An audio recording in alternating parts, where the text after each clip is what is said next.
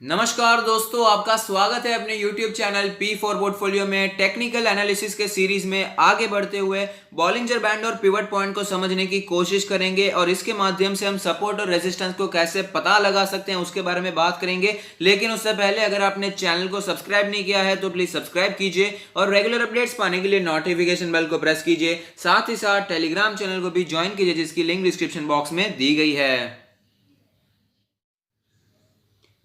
सबसे पहले समझ लेते हैं बॉलिंजर बैंड होता क्या है। तो यहाँ पर अगर आप इस पैराग्राफ को पढ़ना चाहते हैं तो वीडियो को पॉज करके पढ़ सकते हैं, लेकिन मैं आगे बढ़कर आपको सरल भाषा में समझाने की कोशिश करूंगा। हम लाइव एग्जांपल भी देखेंगे, लेकिन यहाँ पर थोड़ा सा थियरी समझ लेते हैं। तो यहाँ पर तीन लाइन्स हमें दिखाई देती है बॉलिंजर बैंड में। एक होती है अपर बैंड, नीचे बीच वाली होती है यहाँ पर मीडियन, नीचे वाली होती है यहाँ पर लोअर बैंड। तो यहाँ पर ये जो स्टैंडर्ड डिविएशन के माध्यम से बॉलिंजर बैंड को पता लगाया जाता है और यहाँ पर बॉलिंजर बैंड के माध्यम से हमें पता चलता है कि एक रेंज हमें पता चलती है। यहां से हमें आइडिया मिलता है कि एक स्टॉक कितना मूव कर सकता है, कितना ऊपर जा सकता है या फिर कितना नीचे आ सकता है। हालांकि अगर कोई अच्छी न्यूज आ गई तो स्टॉक बॉलिंजर बैंड के अपर बैंड को तोड़कर काफी ऊपर भी जा सकता है, लेकिन अगर कोई बुरी न्यूज आ गई तो हमें यहां पर लोअर बैंड को तोड़कर स्टॉक काफी ज्यादा नीचे भी आ सकता है। इसी हिसाब से अलग अलग प्राइस रेंज के हिसाब से, अलग अलग डेटा के हिसाब से यहां पर बॉलिंजर बैंड को बनाया जाता है। यहां पर हमें कैलकुलेशन करने की कोई भी जरूरत नहीं है। हम यहां पर जो चार्ट्स देखते हैं वहां पर ऑलरेडी कैलकुलेशन किया होता है, लेकिन हमें बस वहां पर इंप्लीमेंट करने की जरूरत होती है।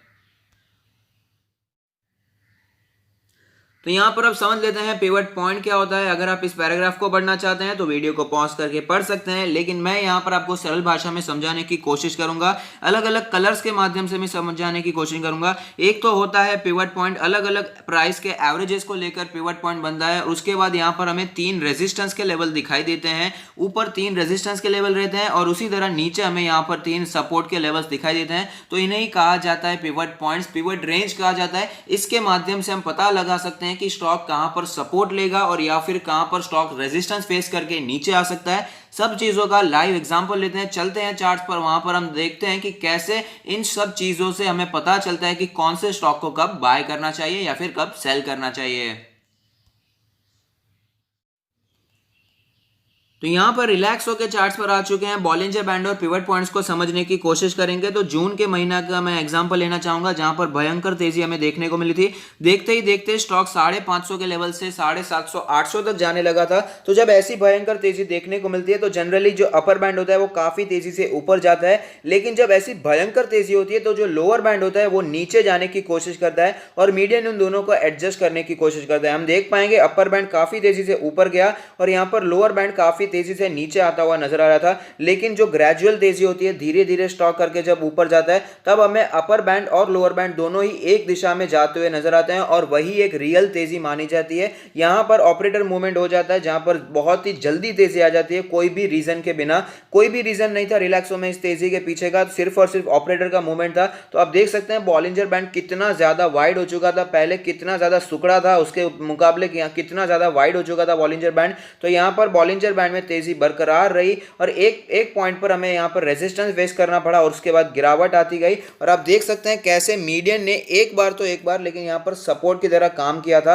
आप देख पाएंगे 3 दिन लगातार गिरावट बनी रही थी। उसके बाद थोड़ी सी यहां पर सांस ली स्टॉक ने, वहां पर कोशिश की, रिस्पेक्ट की मीडियन की, और उसके बाद फिर से वो मीडियन भी टूट गया क्योंकि स्टॉक में यहां पर वीकनेस कंटिन्यू रही थी। और आप देख पाएंगे काफी समय तक वीकनेस कंटिन्यू रहती हुई नजर आ रही थी, लेकिन हमने आपको 580 के आसपास बाइंग की अपॉर्चुनिटी दी थी। कैसे दी थी वो भी मैं आपको समझाना चाहूंगा। अब देख पाएंगे इसी दिन के आसपास हमने लो बनाया था। उसी दिन हमने आपको रेकमेंड भी किया था कि रिलैक्सो को अपने पोर्टफोलियो में ऐड करना चाहिए। तो यहां पर दो रीजंस थे, एक तो बॉलिंजर बैंड के लोअर बैंड के काफी ज्यादा स्टॉक नीचे चला गया था, उसकी वजह से हमें यहां पर पता चलता है कि ओवरसोल्ड सिचुएशन दिखाई दे रही है। तो यहां पर आप बाइंग के बारे में सोच सकते हैं। आप देख सकते हैं पहले से भी ऐसी सिचुएशन थी, उसके पिछले 3 दिनों के कैंडल देखेंगे तो वहां पर भी लोअर बैंड के आसपास ही वो ट्रेड करा था, तो वहां पर भी बाय करते तो भी कोई प्रॉब्लम नहीं थी। दूसरा भी एक रीजन था जो कि था पिवट पॉइंट्स का रीजन, वो भी मैं आपको दिखाना चाहूंगा। आप देख पाएंगे यहां पर पिवट पॉइंट के एग्जैक्ट उसी सपोर्ट के प्राइस पर वहां पर सपोर्ट लिया और वापस हमें प्राइस में अपमूव देखने को मिला। ये जो पॉइंट आपको दिखाई दे रहा है वो है पिवट पॉइंट का सपोर्ट। यहां पर पिवट पॉइंट का सपोर्ट है, वहां पर उस स्टॉक ने सपोर्ट लिया और वापस तेजी हमें बरकरार रहती हुई नजर भी आई थी।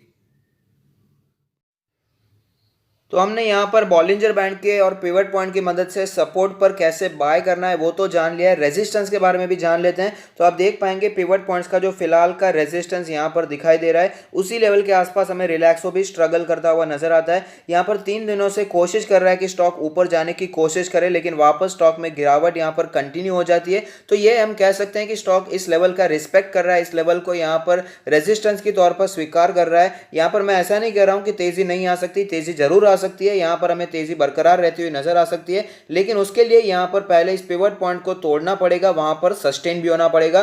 क्योंकि पहले जब हमें तेजी देखने को मिली थी, यहां पर आप देख पाएंगे कि ऊपर तो गया था लेकिन वहां पर स्टॉक सस्टेन नहीं हो पाया और तुरंत ही तीसरे दिन से ही हमें गिरावट देखने को मिली और आप देख पाएंगे स्टॉक काफी ज्यादा नीचे आता हुआ भी हमें नजर आया था।